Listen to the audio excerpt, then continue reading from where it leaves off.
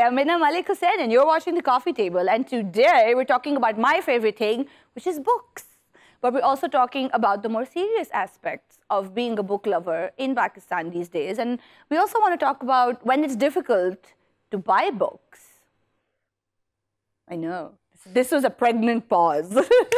So joining me on set today, talk books and all things books and accessibility and all of these sort of challenges that we face these days in the Pakistani book market is Aysha Raja, who is the owner of our best bookstore called The Last Word, which I'm sure you already know. And we've got journalist and author Mehr Hussain returning to the coffee show for a whopping third time. Absolutely. I'm a pro at this now. I know. I'm just like, hello, welcome back. I don't have to tell you co-host. anything. Yes, exactly.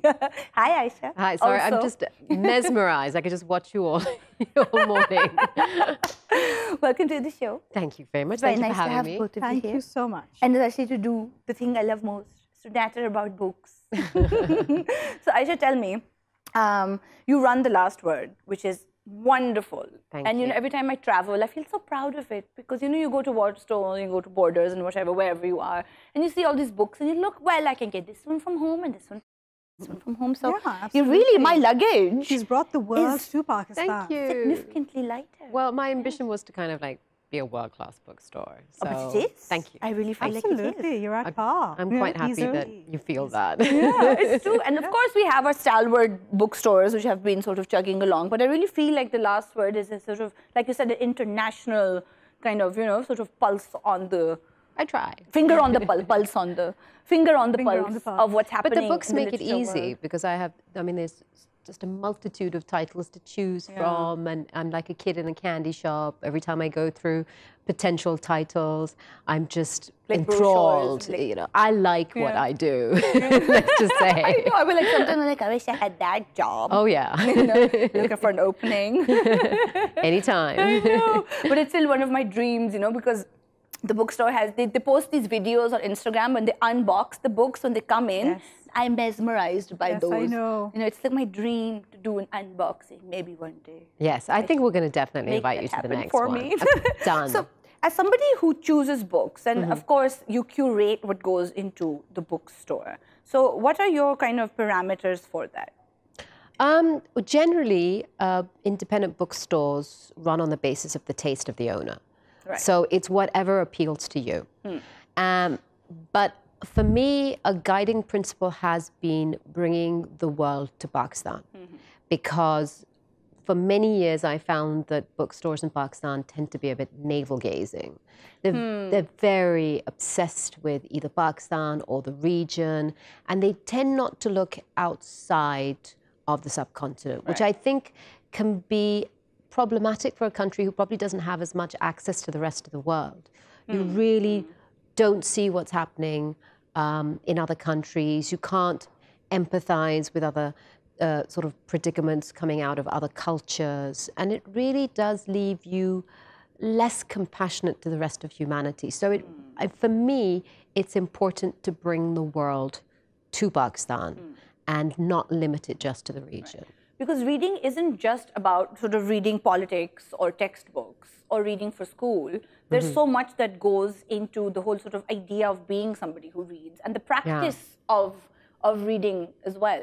And I think, Mehr, that's where your work comes in, because you are a journalist, but you are also an author, and you've written this magnificent book recently on Pakistani fashion, Yes. which we yes, have I talked about on this show before also. Absolutely. Which is wonderful, right? And there's just so different kinds of writing that you've been doing. And even in your journalistic career, your focus has been on this part of the world and this region. Absolutely.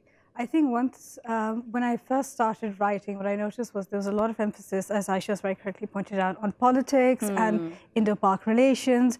And it just got me thinking that almost all of the writing was inevitably academic. Yes. Or it was very clinical. And the problem is Pakistan has a very young population. So people would sort of read it and it would just, pass over their heads, or they wouldn't sort of soak it in and act upon it. And so when I first started writing, the aim was always to, use language that was communicating to younger lot. That was, not exactly hip or woke or trendy, but just in a sort of a simplified language, but also communicative, that got people thinking. And over the years, what I noticed was that Pakistan has a wealth of history, particularly cultural history, that has gone undocumented. It's lying in archives, in newspapers, in magazines, and I'm sorry to say that a lot has already been lost. So when we started writing this book, the idea was that here we are, our generation in particular, whether you've lived abroad or whether you lived in Pakistan, our generation is the one that grew up post-Zia. Yes. And we've had so much to deal with on a global, political, regional political basis. And the national psyche of what it means to be a Pakistani, we've lost that. I don't think we are the same Pakistanis that our parents were. No. And I suppose it isn't fair to expect to be either. Absolutely. Because the world is changing and we're changing with it. Evolution is happening on so many different levels. But it's more important now to give people a sense of what it means to be Pakistani from a cultural lens, which is why my co-author, Saad Sarfaraz Sheikh, and I undertook this journey. And it was really difficult because, unfortunately, in Pakistan, there's a huge culture of mistrust. People are insecure. They don't want to talk about their history. They don't want to talk about their culture. I mean, the archives that have been lost, I'm sorry to say we're never going to get them back. And the ones that exist were impossible to get hold of. And so we compiled all this into a book. And the idea was, it was never about fame or making a name for ourselves. It was just about, here it is, here's something nice packaged for you, for our children, our grandchildren, and future generations to look back and say, this is what we used to be, this is what's been gained, this is what's been lost, and this is what can be, the possibilities. Like Aysha said, it's about bringing the world to Pakistan, which we did have one point in the 60s and the 70s. But then obviously things got in the way, and things are much different now. And that was the whole basis of it. And then that's where books are so important, because it's a way of sort of, I feel like giving language to the stories that we have. And in a way bearing witness. Yes. And even not in a really serious way either. That, you know, somehow when we talk about sort of the stories we have to tell, it always sort of invariably tends to become something serious. No, this is a very sort of a cultural thing. Bear witness to trauma, but bear witness also to the good times. Yes. And to the wonderful things that we still have to offer. Absolutely. To the world. And absolutely. How will it sort of get out there if we don't have people telling those stories? I mean, I don't know whether you feel it or not, but I feel in literature there's so much, you categorize, you know, South Asia, okay, South Asia, you're either Indian or Pakistani. If you're Indian, you know, there's a wealth of other subcategories. If you're Pakistani, you're immediately categorized Pakistan, war, politics. And I find that so derogatory that we've got nothing else to offer, really. But I think that also came from maybe the fact that we had a little renaissance, and I'm speaking only about literature. There was a renaissance in Pakistani writers, like in the late noughts. And they were essentially books that were published internationally. But the audience, the reason they got published essentially was because they were read by editors who were white. They were read by people who were looking at Pakistan in a context that was not necessarily surprising for them. They fit within the box that was not and it's what they were entirely unfamiliar. The story they were expecting is the story that then they kind of published. And this is not to say that these, you know, these books aren't fantastic. They are. They absolutely are. They're absolutely fantastic. But I think since then, so many more Pakistani writers have emerged, and that's because they were being published, you know, across the border. So then the various contexts in which they appealed to a reader were that much more broader. It wasn't just that one box. Now there were several other things that were familiar and in many ways raised curiosity. Yes, and I think that's the most crucial thing about publishing and putting out more writing from Pakistani writers is you're sort of needing it, you know, you're developing kind of intellectual palette across the board for more stories to come out. So if we started out with, like, you know, I like to joke about this, where there's like, you know, there's a bomb and then there's love. So then there's love, bomb, love, and some kind of permutation of love and bomb, you know. and I joke about it, but it's also what happened in a lot of the first wave books. But now that we've gotten out of our system, and maybe publishers have kind of ridden that wave as well, there is more space, and a lot of Pakistani writers, the up-and-coming sort of, I wouldn't say second wave, but the next lot, including Mehr, are writing with all these really interesting, funny, different angles. Yeah. So, you know, different voices emerging that now have the space to do that. And different genres as well. Yeah. So you can have Pakistani fiction that deals with, you know, YA or sci-fi, fashion. Yeah. So, you know, there's... I think a lot of it emerged as a reaction because, as you very correctly said, that, you know, the first lot of writers who did a fantastic job. Yeah, I think exactly. they really channeled, it was catharsis for almost all of us on a national... And they raised the bar. Yeah. They did, they really did in terms of language, they're continuing to be ideas. extremely successful because they are very talented. Absolutely.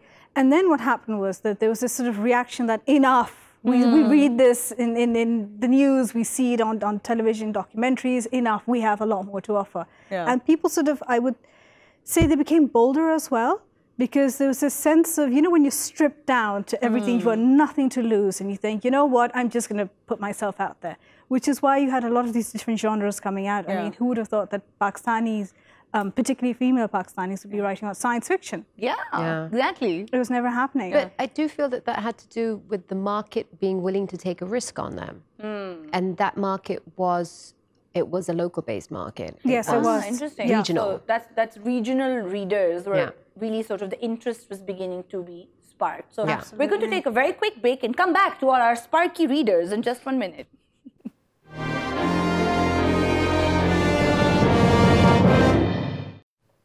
Welcome back to the coffee table. We're talking to Aysha Raja and Mehr Hussain about books and how having more books written by Pakistanis is whetting the appetites of regional readers. And by regional now, we mean South Asian readers. So we're talking about Bangladesh, Sri Lanka? Yes, Sri Lanka. I would say absolutely, yeah. India, Pakistan. So and this even whole sort of Singapore. I mean, there's a people- Pakistani author who's just appeared at the Singapore Literature Festival for the first time. Excellent. And I think that's wonderful. That's another market that's opened up. So it's important to you know, recognize that regional relations are necessary for the promotion and for the establishment of a very strong Pakistani literature publishing base. Yeah, because we can't do it alone. No, we cannot. We just don't No, we have the cannot. infrastructure, we don't have the setup, we don't have the reach, Yeah. and we don't have the markets either. Because Yeah. ultimately, if we're talking about publishing in English even, that's a very small market that we have in Pakistan. It's an avid one, where I feel like a lot of bookstores, at least with the ones that I've seen in Lahore, a lot of book fairs, they do really well. And they're like, thousands of people go and buy books and, you know, sort of as the bookseller, the last word is, you know, well, we're doing well. That means people are reading and people are buying the book. Yeah. So there is a market. Yeah. Well, the thing is that I've had to hear for years how nobody reads in Pakistan, and I beg to differ. People are reading more and more.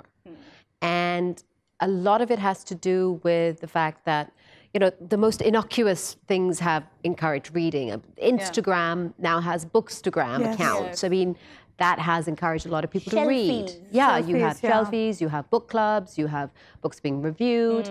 There's this almost organic marketing that seems to have happened online, which now has been harnessed by publishing houses as well.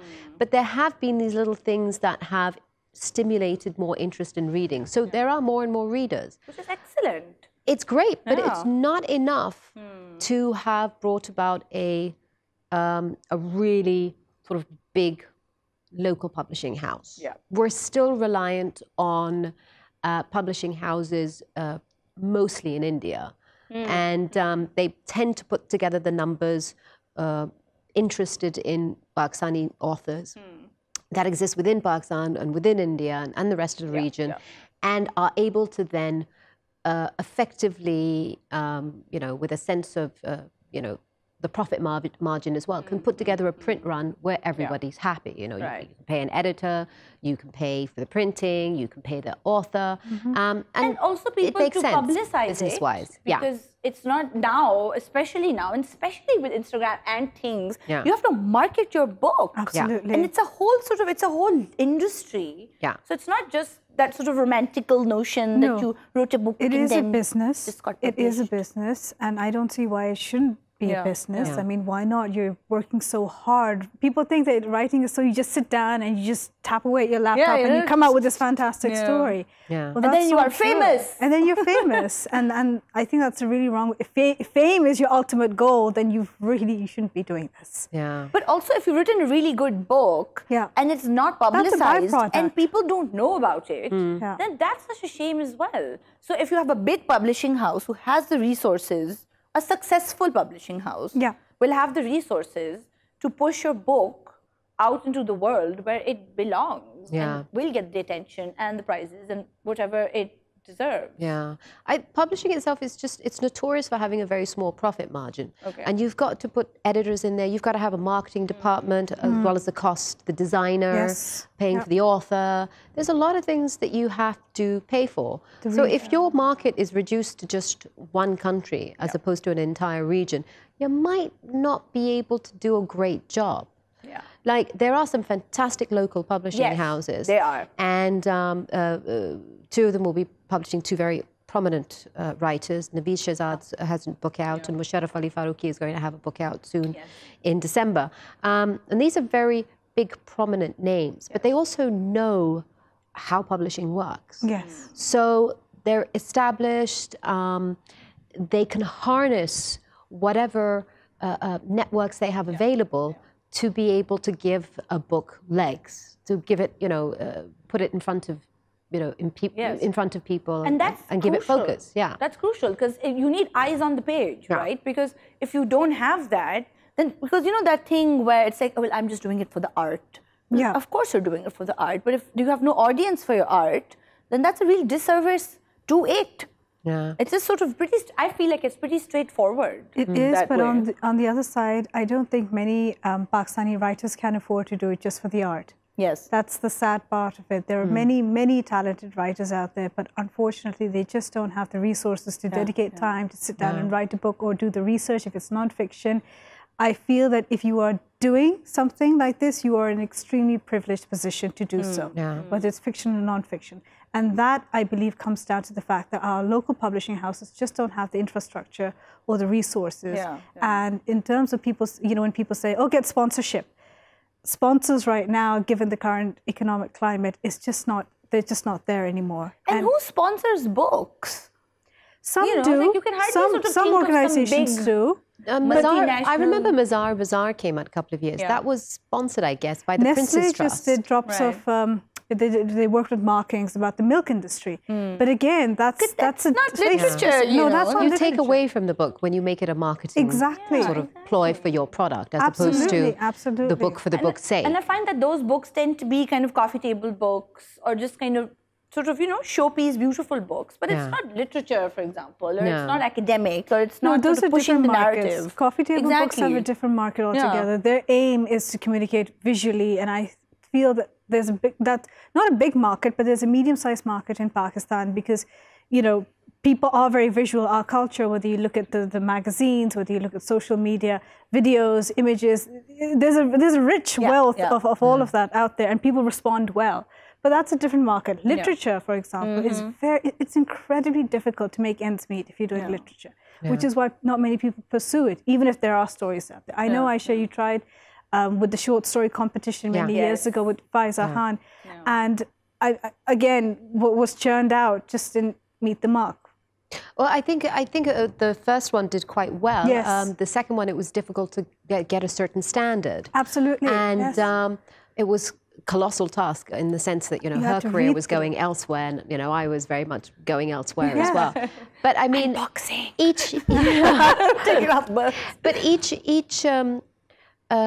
each form of publication has its own issues. Like, for instance, when I spoke about Naveed Shehzad and Musharraf Ali Faruqi, these are very seasoned writers. Of course. Now, if you have a debut author, the debut author's not going to know how to market his or her own book. And that responsibility locally tends to fall on the shoulders of the author, which is not how it should work. I mean, it's very, I don't think it's very I think it can demoralize an author if they have to go from bookshop to bookshop holding my book saying, please, can you stock me? Yes. Sort of thing. And without anybody, you know, sort of helping them or sort of pushing their product. And traditionally, that's what the publication house is meant to do, or the agent is meant to do. Which is why then it becomes so important to have access to the big publishing houses. In Pakistan as well, there are even within those who have the market, who have, you know, the contacts, there are no agents. And I feel that's something that's gone against writers. I mean, currently, right now, the second group of writers that have come around, I have to say that they've been incredibly supportive. We've also reached out, we help each other, we try to promote each other, but obviously it's not enough. I mean, how much can you do on your own personal social media? How much can you do on your Facebook, on your Twitter? You need to have an organization sort of working in a structured manner. It's a professional scale, right? Absolutely. You have to sort of scale it up to the big guns. And unfortunately, those big guns, and weirdly fortunately, the big guns are like right there. Across the border. They're right there. All the big publishing houses have offices in India. It just is. Random House, Bloomsbury, Penguin. Sure, a whole bunch of others that you know, but I don't. And that's why we need access to that. And we don't have access to that right now. And we don't these days have access. And that's a massive challenge. It's a massive challenge because while I understand why we don't have access, of course, the problem is that whatever little market was beginning to form with the first generation of writers and the second generation of writers who have sort of diversified into different fields. Who are experimenting, who are taking a risk, you know. Who are taking risks. And again, a market that is developing slowly, like you said, Aysha. You know, people are interested. They want to hear these stories. You know, these are the voices that have a lot of potential. There's a lot of interest in, what's on offer here and who's doing this and what are they doing?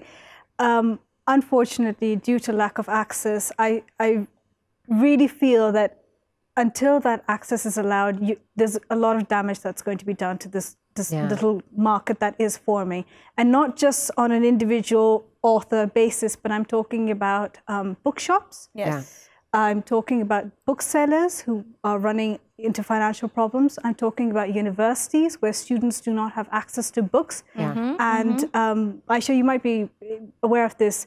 All of this is fueling the piracy market. And that is damaging because there are local authors who have worked incredibly hard, whether they've gone down the traditional route of publishing by going across to regionally, or they've gone down self-publishing.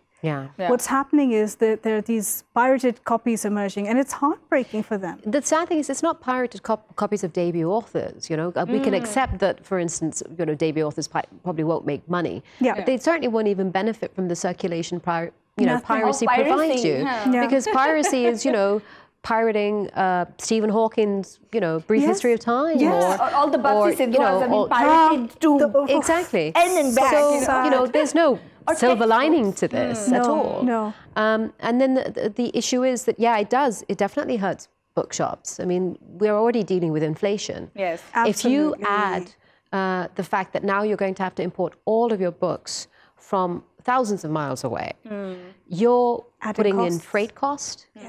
And a multitude of other costs as well. I mean, the production of a book in the UK is higher than the production of a book in India. Absolutely. So your prices of books are going to be higher anyway. I mean, like, we had to contend with the fact that when William Dalrymple's book came out in Bloomsbury, the Indian edition would have been far cheaper than the UK edition. Thankfully, certain sort of things were put in place where the price was brought down for the UK edition, and you know, Pakistan is lucky to have a beautiful and now affordable edition. But normally, these things wouldn't happen. And you would have cheaper books available. So immediately you can see sort of, you know, doors opening, and because of who he is as an established writer, rock star of historical writing. But anybody else starting out isn't going to have that. So and even mid-range, I imagine. Even a mid-range author, like, why would they want to bring out cheaper copies for, you know, no, it's not happening. Author? And one is very wary of the type of work that you're churning out. You have to bear in mind that who is this book for, your target market? If your target market is going through economic problems, are they going to buy it? If they're not going to buy it, then how are they going to have access to it? So all these issues come into play, and you start wondering, well, then, what are my options? Do I go to a local publisher? And if I go to a local publisher, that immediately, as you correctly said, is going to have an author going around saying, you know, please buy me, please stock me, please keep me. Book on a little cart and be like, buy this, please, Yes. which is And I can tell you difficult. it's a really difficult thing promoting a book. I mean, like when Penguin came out with Hanif's book, Musharraf's book, and Daniel's book. Yeah. It wasn't Penguin that did Musharraf's book, but in those cases, they all had a publicist. And I know this firsthand because I was their publicist. And I know how much work It happened to me. I was a publicist. It was I. I mean, it's an indication of how much work it is that I will not be a publicist for anybody anymore. Because it's a lot of work. Yeah. It's a lot of networking, writing, making connections. Running around. And I remember that they were sort of, there were lectures at universities. Yes. There were talks in, you know, like cafes. Running around with boxes of books, you know, hither, thither. You know, it's a lot of work. Setting them up on tables outside events. And that's another damage that's been done for people who already had, you know, their books were getting published in India.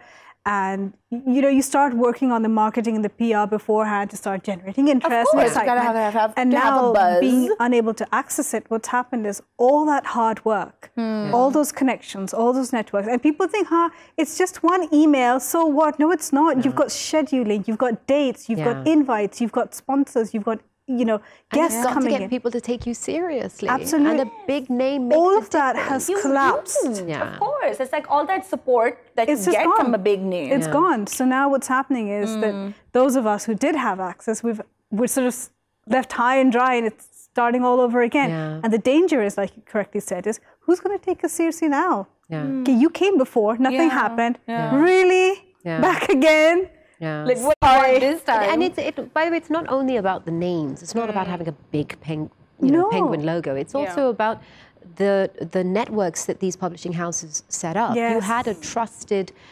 channel which would provide you with good authors, and they would say, okay, this book is coming out in June. Can you review it? And you know, the person at the other end of the line knows, yes, they've got in touch with me. They've provided me with great books. I'll make sure it's scheduled. Yeah. You have practices put into place. Absolutely. And if you... It's not just goodwill. It's just actual sort of intellectual, professional give and take, where these networks were being fostered and were leading potentially to someplace really great. Yeah. We're just going to take a very quick break to come back and talk about maybe what can we do to foster our networks, get them back. Stay with us. Welcome back to the coffee table. We're still talking about books here on the white sofa. So Aysha, I do feel that the government has traditionally been sympathetic to the cause of books. That's right. You know, we are people who we like our books, we buy our books, and we haven't really had any trouble before this with our access to books. Yeah. So I mean, we've been through many horrible sort of conflicting sort of states with our neighbor. But somehow that supply line hadn't really been affected for books, because there was always an understanding that books are sacred. You need them for your education. You need them essentially to expand your mind. And there has been that appreciation within various departments of government that, you know, we need to make sure that the supply of books is there so that people can read, that, you know, they can pull themselves up from the bootstraps. They can. There's There's kind of cultural exchange and this kind of undercurrent. Yeah, but it's not just cultural exchange. You're improving your workforce. Yeah. You're improving their ability to compete internationally. You're giving them skills. You're giving them knowledge. All of this has always been appreciated by the government. So there's always been that steady supply. It's not been incredibly tough for booksellers to function. So this is something of an anomaly. There's never really been this level of disruption before. Right. So I think the hope will be that at some point the government will probably, maybe there'll be some form of solution. You can only hope.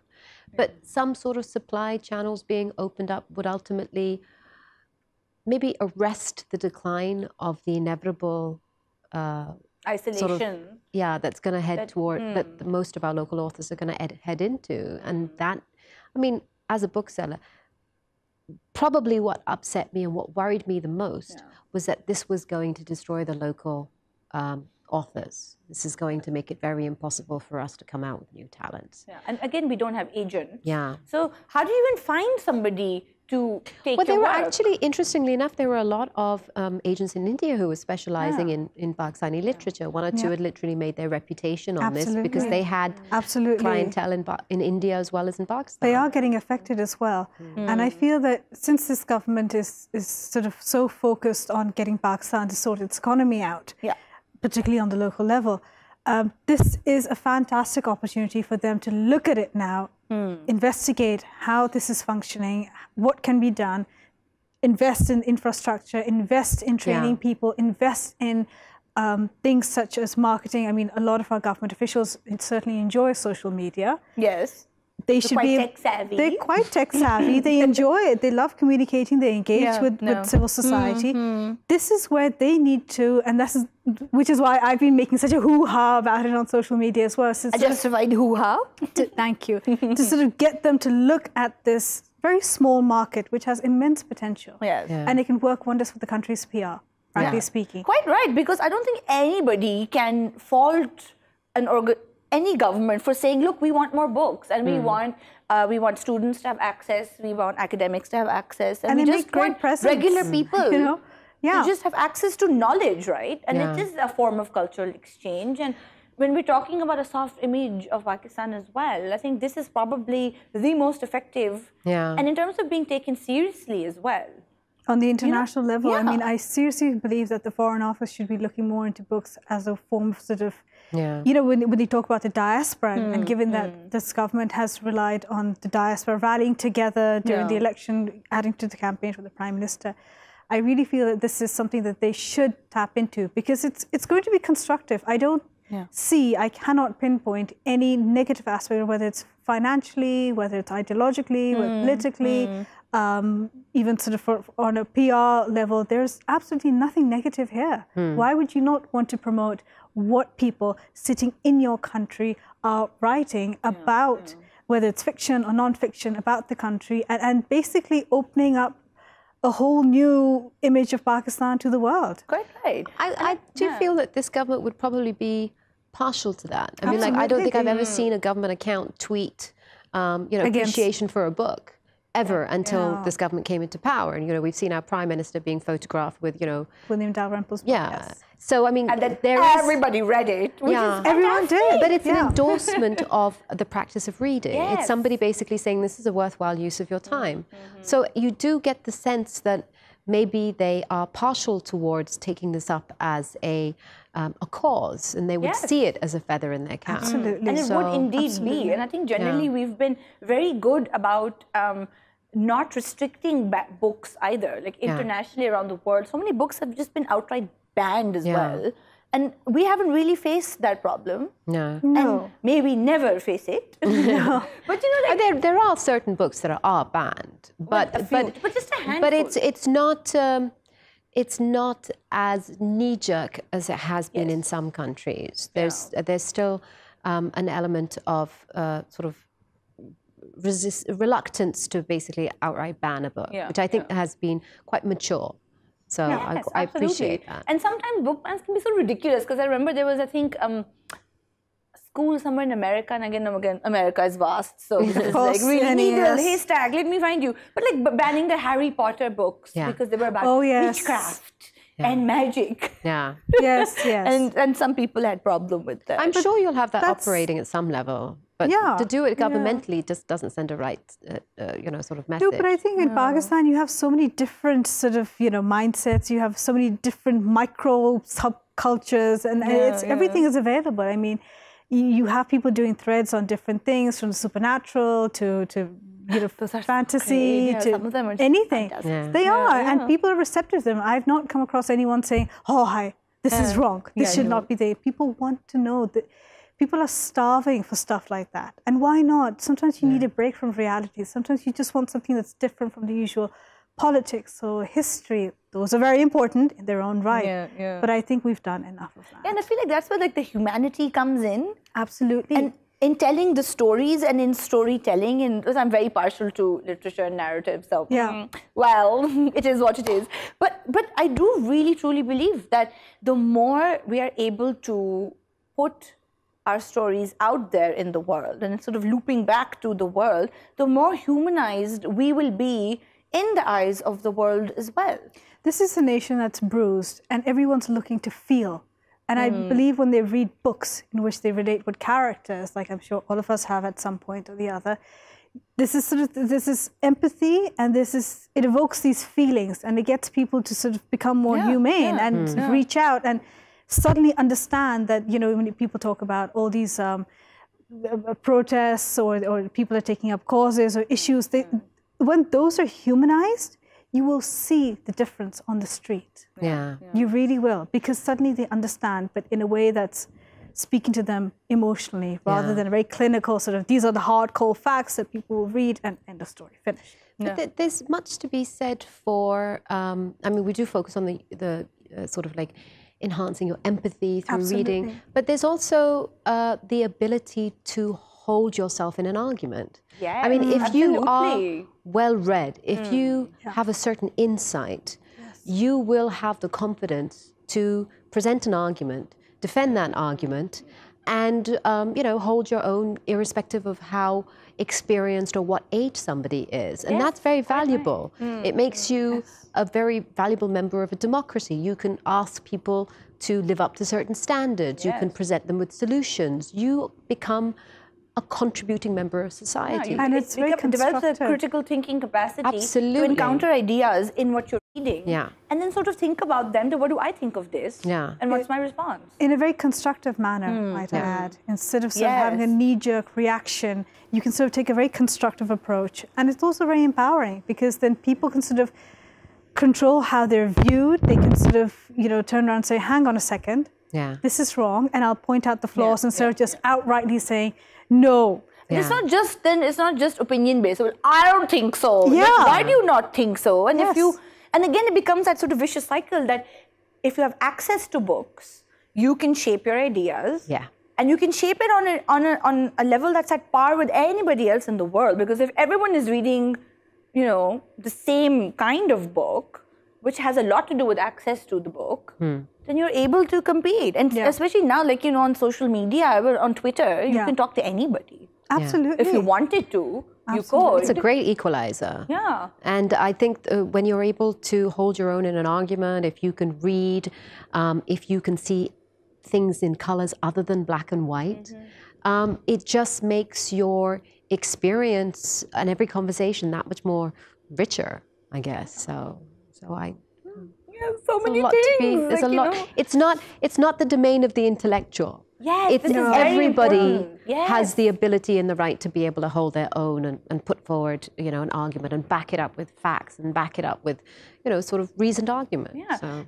And crucially, I feel that it's also shouldn't be access to books and access to high quality but affordable books of all kinds of genres should be everybody's right. It shouldn't just be the sort of the province of the privilege. Absolutely. I mean, when it comes to nonfiction as well, I'd like to just add that when people are aware of their own history, of their own culture, they are a lot more confident to sort of argue back and say that, hang on a second, this is what's happened, yes, fine, but on the other hand, this is what we're all about, realistically speaking. So it adds a balance. I think right now, on a nationwide basis, the average Pakistani, like I said, is bruised, but that's also because there's this sort of mental drain on what it means to be a Pakistani, whether it's literary, whether it's in the art form, whether it's musically, whether it's even fashion. What does it mean to be, and there's this huge debate whether it's from Mahiraj Khan, which used that white dress that she was wearing, the infamous white dress, The infamous white dress. or to sort of, you know, what modest dressing is with the Duchess of Cambridge's visit, and suddenly everybody was talking about the dupatta making a comeback.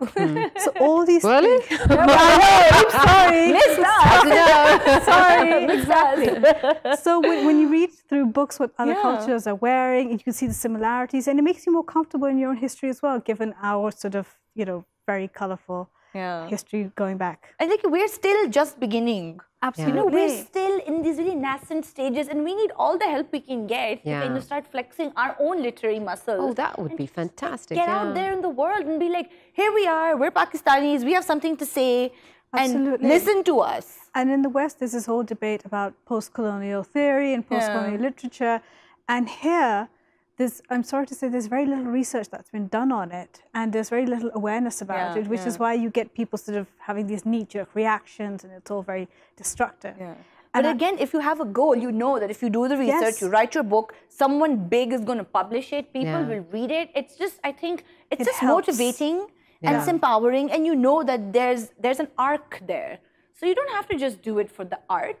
You do it for the voice, and you do it to be kind of to reach the masses. Yeah, and to sort of step up and be like, you know, I'm here, and I've got something to say. Yeah, you know, and on this is sort what of I'm offering note. to you guys. Exactly. And this is for you. And let's sit down and have a cup of tea and talk about it. And you know, honestly, like nothing like a book in your hand. You can be like, I got this. Yeah. So thank you so much, both of you, for being on the show. You've got audiobooks now. Sorry. It just hit me. No, it just hit me that now, you know, books are changing. You've got audiobooks. So it's the format of having access to information has changed. No, but I still want a print book. Absolutely. Print book. Even if I has to go peddling around to shops and saying, please, Aysha, will you stock my book? Like Oliver Twist, please, madam, stock my book. I don't think we should be giving Jeff Bezos any more money. But Amazon is easy. I have this wonderful, wonderful picture of an Amazon being shot through with a rifle shotgun, and I think that's probably the best use for an Amazon Amazon Kindle. Yes, okay? So that's my feelings on it. Well, yes, we were just talking about this, you know, buying a hardback because the others are also hardback. Yeah. A certain way. But again, thank you so much for being on the show. This was wonderful. Thanks for having us. It's a serious conversation, but it's a really important one. And I really hope that we can find a solution to this so that everybody has their books back again. So thank you guys for watching. If you are watching this on YouTube, don't forget to like and subscribe. And we will see you next time on The Coffee Table. Bye now.